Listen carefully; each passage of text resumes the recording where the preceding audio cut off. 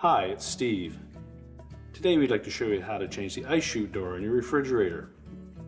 The ice chute door is used to keep warm air from getting back into the freezer and causing an icing problem. It's a pretty easy job to change it. Let me show you how we do it. Now you can do this repair from the front of the refrigerator by just taking off the escutcheon over the controls. But we're going to take a different approach and remove the complete freezer door because it'll give you a better idea of how the repair goes. Now before we begin, the first thing we'll do is turn the refrigerator off. And if you have a blanket or something that you can hang over the opening to the freezer to maintain the temperature as best as possible while you do the repair, you might want to get something out. Now next we'll start by taking off the lower access panel so that we can disconnect the water line. So just open up both doors to get better access. So just grasp one end of that panel and pull it straight out.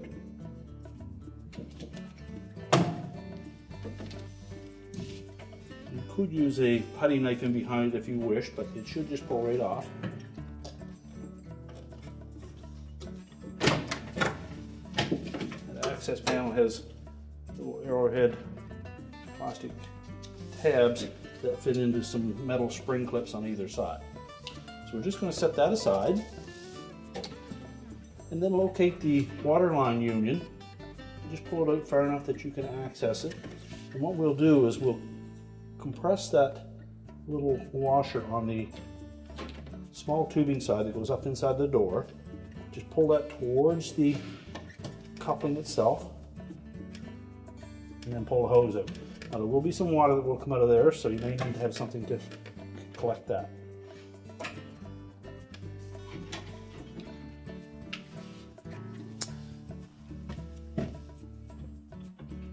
We'll just close the doors up. The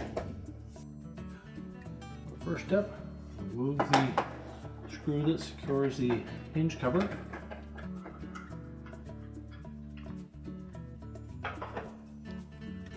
Then the harness. Next, the 3 bolts that secure that hinge.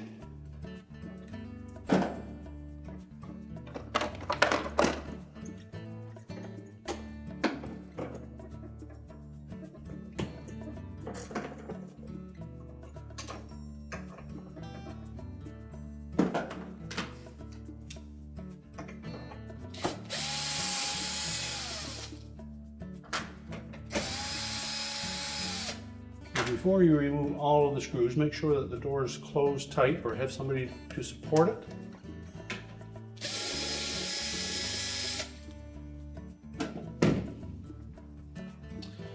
Now next we'll open that door up and then we're going to lift it straight out of the bottom hinge so that the water tube will pull up through it.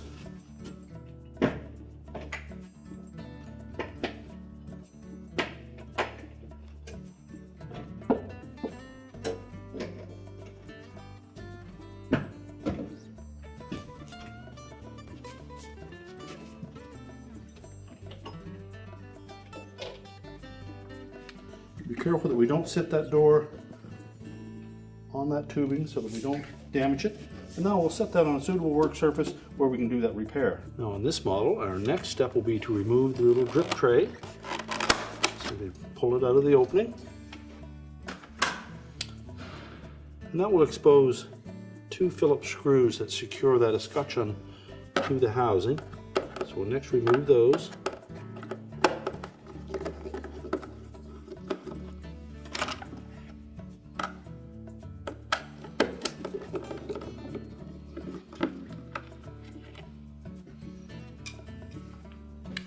Then just push up on that escutcheon to release the little tabs on the top, and then you can lift it aside.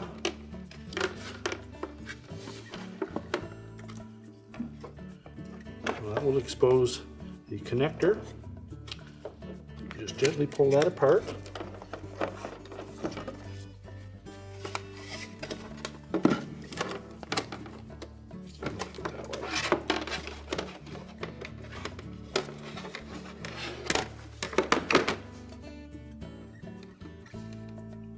Now with the screws removed, we'll We're just going to slide that upwards to release the tabs at the top. And rotate it out from behind the handle. Use caution so that we don't put any stress on this connector. And we'll just release that little locking tab and separate that harness.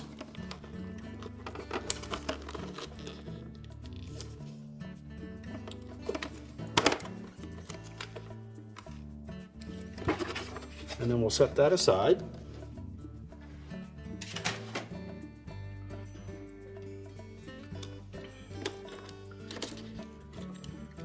Now next we suggest that you remove this protective cover over the circuit board. It is some two-face tape on either side.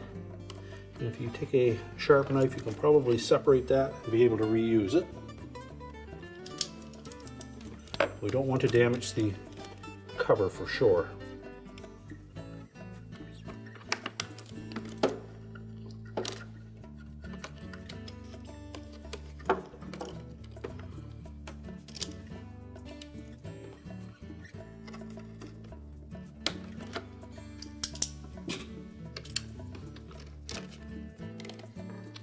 Then lift that cover out and set it aside.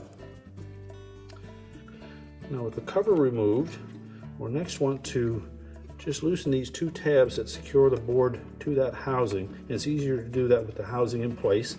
So just depress the tab and lift up on the board just slightly so that it clears those two tabs. Now next we'll remove 2 1/4-inch hex head screws.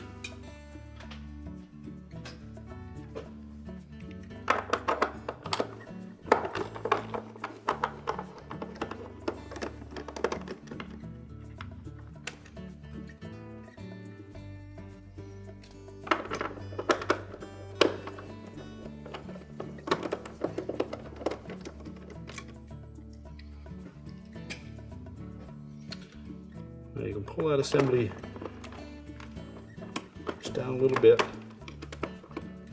and we'll need to tilt that board completely out of that housing next.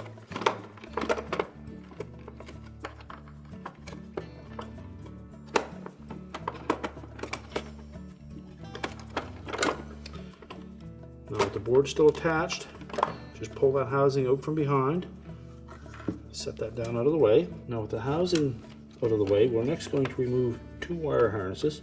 The small black one has a little locking tab and has a ribbon cable that goes down to that door flap. So just press that.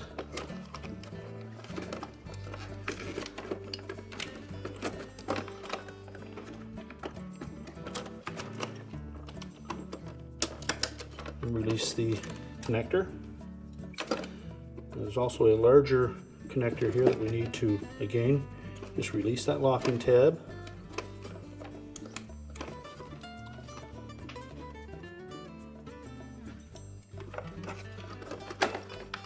And then we'll hold in the board securely, pull it off with the connector. We're just going to set that board aside for now. Well, that gives us access to the ice chute door opening mechanism. So we're going to begin by removing the chute, and it is just clipped to the paddle. So we just carefully want to release the tab on either side. And you can use a small flat blade screwdriver. Just gently lift out on those enough to clear it. And there's one tab right on the bottom that fits down into that opening. Just pivot it back and release it. And we'll set that aside. Now with the ice chute out of the way, our next step will be to remove that ice door. We just depress that paddle slightly. You'll see there are 2 tabs that secure that door to this pivot assembly. So just push one end off.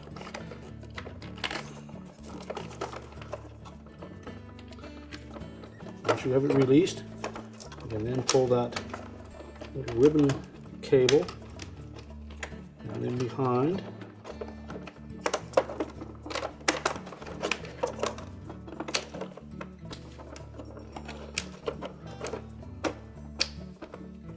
you will need to hold that paddle down enough to clear that connector in behind and then remove it. That ribbon connector is actually for a heater that is inside the original ice dam door, and the replacement one does not use that, so we can not worry about having to migrate this piece onto the new one. So discard the old door. We're simply going to place the new one into position. Snap the tabs onto that bracket.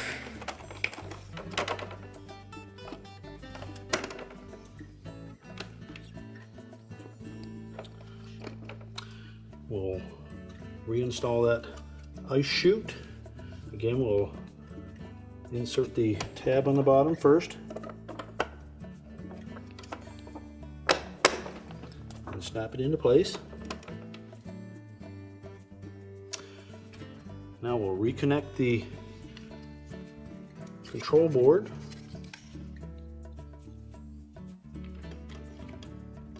We'll install that large harness.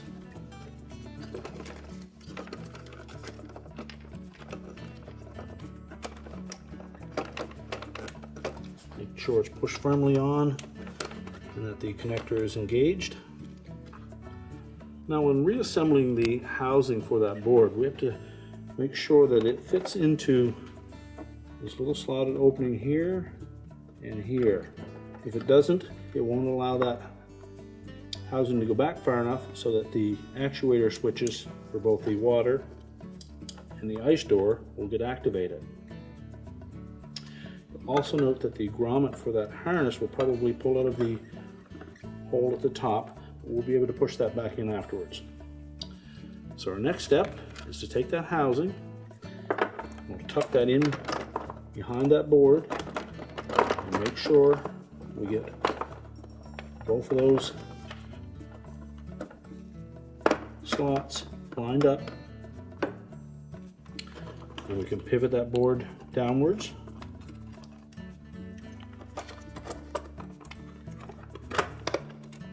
You have to push it far enough forward that you can hook the board onto that tab.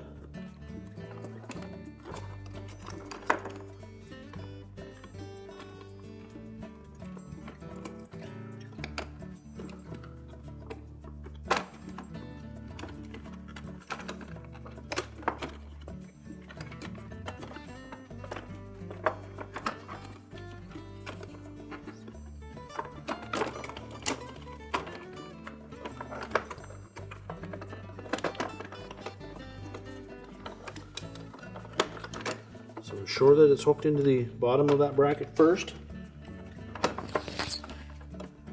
And then from looking down through the top, we'll make sure that we line up that bracket with those two slotted openings.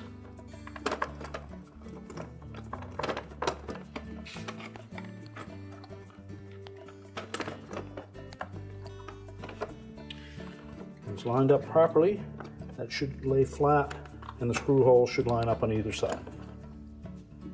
Reinstall those two screws.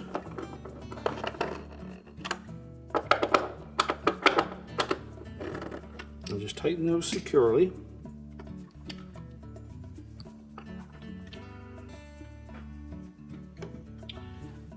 Then with the flat blade screwdriver, we're going to just reach in on the top and push that grommet on the harness back up into that opening. And then remember to press the board down on both corners at the top to engage those two tabs. Then we'll test the paddles to make sure that they do engage those switches. So you just listen carefully, you'll be able to hear the micro switches activate.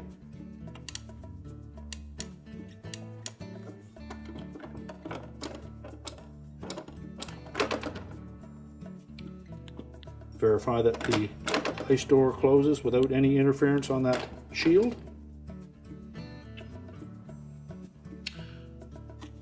Next we'll put the protective cover over that board. And if need be, just put some more double-face tape on the ends.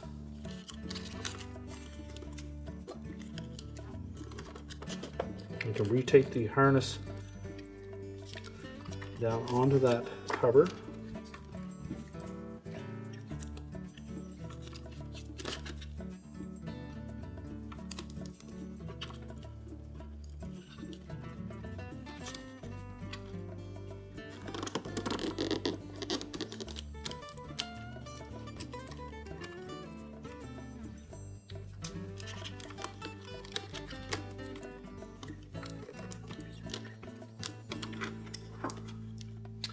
Next, we'll put the escutcheon back in. We want to make sure that we line up that connector.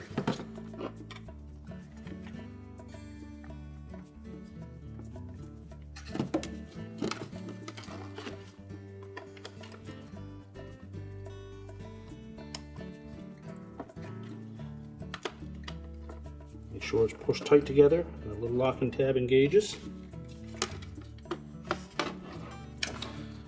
Rotate it so that we don't get any twists on it. And tuck the upper right hand corner in underneath the handle.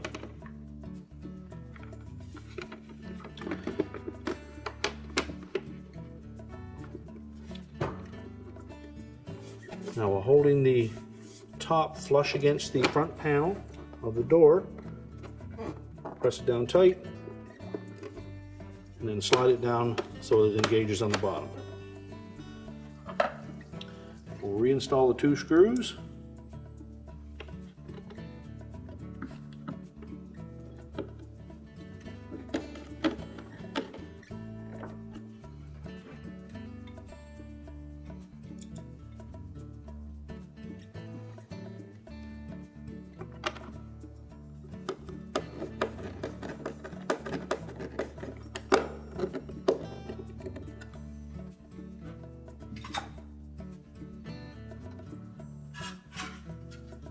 Now, if you've done the repair on the refrigerator, all you need to do is slide the drip tray back in. In our case, we're going to reinstall the door onto the refrigerator. Now, our first step in reinstalling the door will be to line up the water line with the hole in the hinge. Again, make sure that we don't put any stress on that, so we might kink it. And if need be, have somebody help you line that up.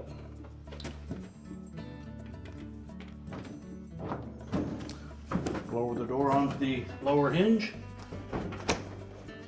and just set it in position, and the gasket should hold it tight to the cabinet. And then pivot that hinge around and reattach it. So with the door in place, let's just lift up on that hinge, pivot it around, and then we'll line up the 3 screws.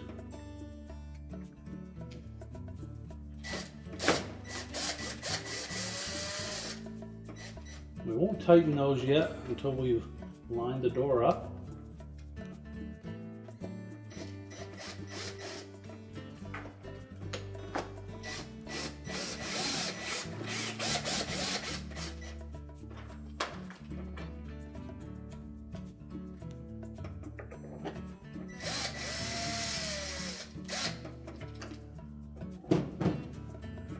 Then just go to the front of the door and make sure that the gap between the fresh food and freezer door is the same at the top as it is at the bottom.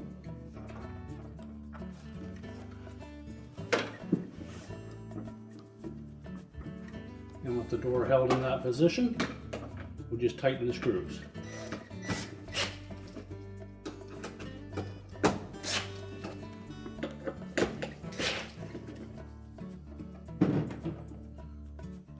Reconnect the wire harness. Make sure it's fully inserted.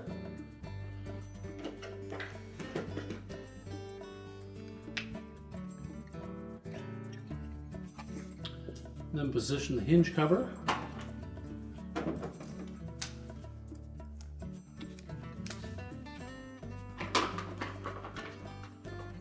And reinstall the retaining screw.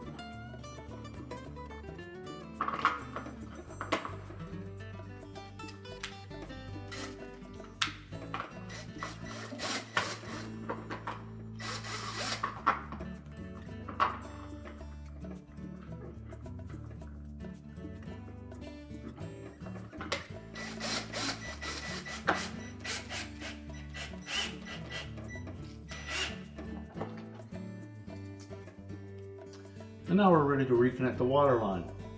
So next we'll reconnect that water line. Just locate the tubing under the freezer floor. Make sure we have a nice, clean, straight edge on that, and if need be, just cut it with a razor knife. Make sure it's a nice square cut. We're going to fully insert that into the coupling till it bottoms out, and just give it a little tug to lock it in place. We can tuck that in out of the way. And then we'll line up the kick plate. Make sure that we engage the two end tabs into the spring clips. And just make sure that that tab is completely inserted into the spring. And then we can close the doors up. Just remember to turn the refrigerator control back on.